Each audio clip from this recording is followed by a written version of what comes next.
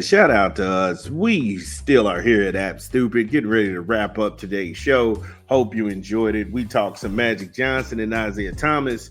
They pretty much tell Anthony Edwards, shut your young ass up, bro. Go play basketball. Then, out of nowhere, overnight, the Walk of Champions, which was Alabama's number one NIL, has collapsed. It is dissolved. And pretty much it blew everybody's mind a couple of days before the opening season of college football, and that is not a thing anymore. And it was only in existence for 2 years. Wow. Then we talked some Faison Brandon, the Phenom. He is suing the Board of Education in North Carolina because they prohibit public school students. They prohibit them from getting endorsement deals, and they actually allow private school kids to cash in. Like I said, that would have widespread implications if him and his mom win that court case. Check that out. But we've come to the end of the show, and we want to talk some Bears football. And we will get into that when we come back from a quick public service announcement. This your boy Big Vern. Drop the spot. Thief, don't be a thief. Hit the subscribe. If you're sharing my show, then I know you a hoe. Without hit the subscribe. Hit the subscribe. Thieving ass dudes. Hit the subscribe. Hit the subscribe. Sponsored by Big Vern.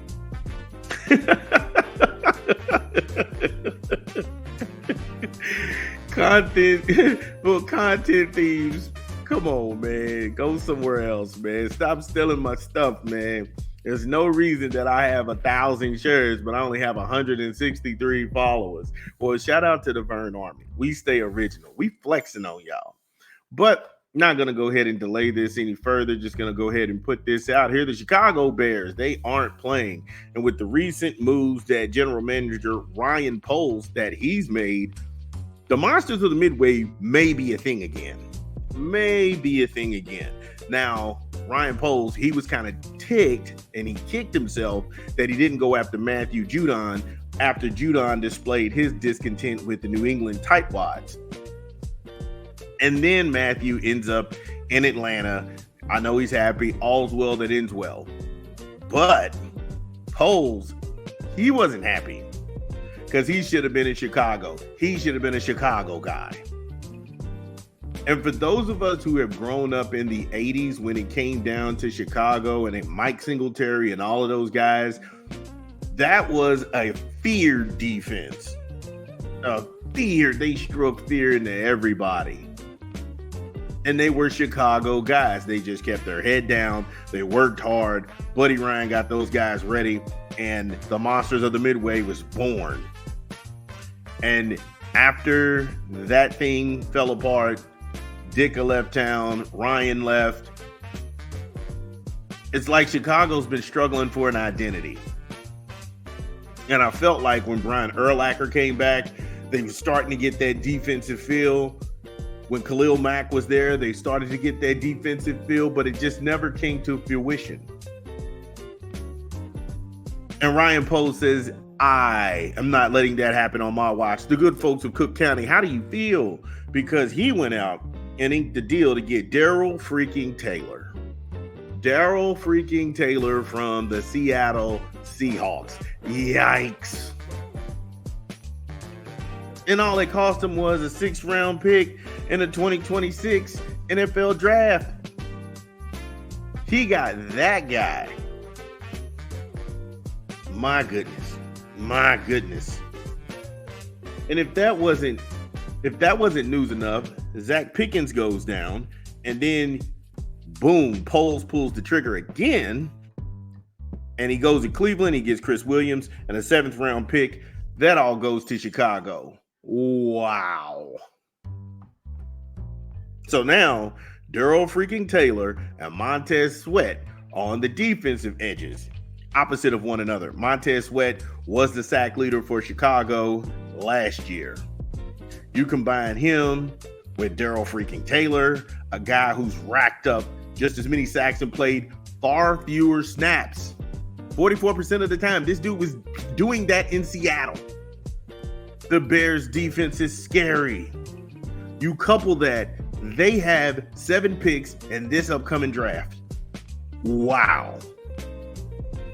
That's why I said the monsters of the Midway may be a thing. That's why I said the moves that they were making, not only Friday, but over the weekend, Chicago is building something. And if I'm a Chicago fan right now, I'm rejoicing. I am rejoicing. But let's take a quick 20. And when we come back, we'll go ahead and close this thing out and tell you how many games I think Chicago can win. It's your boy, Big Bird. Drop the spot.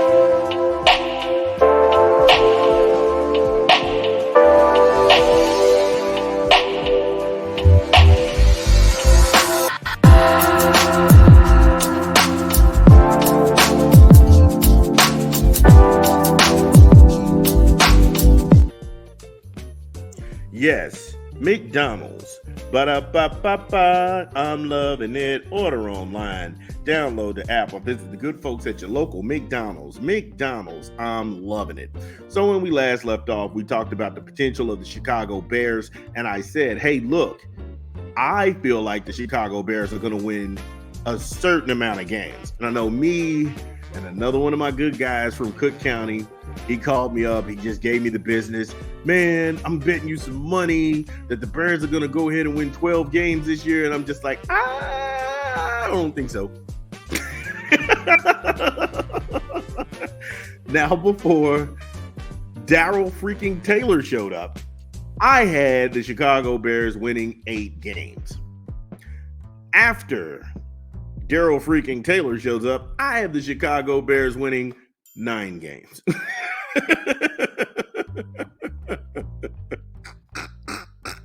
That's not bad. That's not bad at all. 9 wins, that's more wins than Chicago's had in the last 4 years. However, I like the moves that they're doing. They're building an identity on both sides of the ball. Because if this Caleb Williams thing doesn't work out, at least you have a pretty good damn defense. And that's the way that you have to see these things. Are you better than the Vikings? Yes. Are you pretty much neck and neck with Green Bay? Probably. Can you beat Detroit? I don't know. And that's what makes this so intriguing, because the NFC North, it went from just Detroit's playpen now to now you got some challengers. Jordan Love's got his money in Green Bay. What are they going to look like? Because you only get that 1 year to sneak up on everybody. Now guys have got your timing down. There's more film out there. There's a large sample size of everything that you like to do. How have they added wrinkles to his game? Those are all fair game questions. But also on the side of the fence, you got to say, how does all of this new gel and work together in Chicago's favor? Because yes, Caleb Williams can extend drives with his feet. He can actually make throws downfield. But if he's putting the defense in a precarious situation where you're airing the ball out so much, the guys on the opposite end of the spectrum don't get a chance to rest, that could be a recipe for disaster. That could be a recipe for disaster. So we just don't know.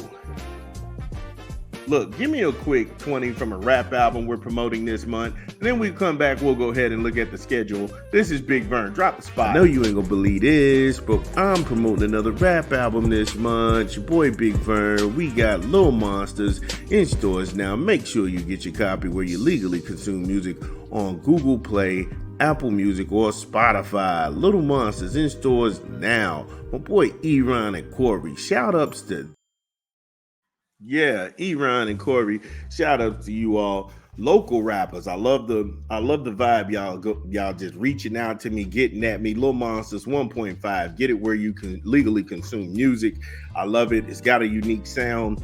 My son's been banging it. I've been banging it. The unique way to do it now that they're sharing music just by touching phones. So yeah, that was cool. That drew me in.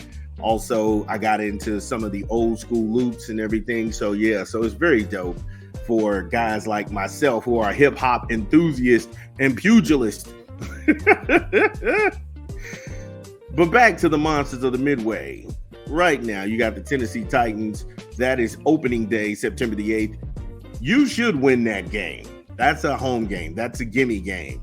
Then you're going to go down to Houston to play the Texans and get your head crushed. The Colts are going to, then you've got to go to Indianapolis because the Colts, they're just going to be whatever they are. I think the Colts don't have enough on hand to beat the Bears. The Rams, they come to town. I think the Rams will beat you only because look when you catch them. At that time, you're 4 games in. So you pretty much haven't figured out the ratios from runs versus throws, and you're trying to gel as a team. It's going to take a while. So I got the Rams actually winning that game. Could I be wrong? I could. But Carolina is an abject failure, a dumpster fire, well vomited in a can. You should beat them handily. Jacksonville, they can beat anybody and they can lose to everybody. You just don't know what you're getting. The fact that you're getting them at home, that's really encouraging. That's saying that you may be able to go ahead and beat Jacksonville. The Washington Commanders, that's going to be a fun game. Jake Daniels is going to air that out. You're going to see 2 Heisman guys go at it. That's worth the price of admission. And if I'm NBC, CBS, Fox, NFL Network, Amazon Prime, I need to be pumping that game. That game is a 1 p.m. game. So it's more than likely going to be on Fox. That game needs to be the game of the week. Because then you get to see what the future of those 2 franchises look like. And they battle it out in Washington. Then there's Arizona. I don't think they have a chance in hell of beating Chicago. I don't care if this is played in Arizona. This could be played in outer space, and the Cardinals will find a way to lose. But again, you'll get to see Marvin Harrison, the junior, and he is big. He's blockbuster. He just needs somebody to throw him the ball. New England Tightwads, they come to town November the 10th. That thing probably could just be death on arrival because they have Drake May. I think that Drake May is human mayonnaise and shoulder pads, so that may not be a thing. Green Bay, that is a conference game. You need that game. They cannot lose that game November the 17th. The Vikings, they will beat the Vikings November the 24th. Unless this whole Matt Corral thing turns out to be like Kurt Warner, then look the hell out, Then right behind that, damn, those are 3 conference games in a row. You've got Green Bay, Minnesota, and Detroit, all in succession, all in line. Gee whiz. Then the 49ers, you got to go out there to San Francisco and get done dirty, which you will. Then from there, you go up to Minnesota, and then you get a rematch. So if this thing goes sideways November the 24th, at least you can get some get back December the 16th. Then there's the Lions. The Lions, if you can go 2-0 against the Lions, that'll give you some love. Then Seattle comes to town. That's going to be some revenge for Daryl freaking Taylor. Hopefully him and Montez Sweat is able to wreak havoc on Geno Smith and make him look like Geno Smith. And you close the season out in the frozen tundra in Green Bay against the Cheeseheads. Again, that's why I said you all will probably win, I want to say 9 to 10 games. That's good. 10-7 gets you into the wild card position. And it may even get you a home game if you take care of business at home in a couple of road wins. However, I may be wrong. Chicago faithful, let me know what you think. It's your boy Big Vern. Well, that's the show. Thank you all for sharing, liking, and subscribing to the content. I hope you had just as much fun as we did here in the App Stupid Studios. We will be back on Friday bright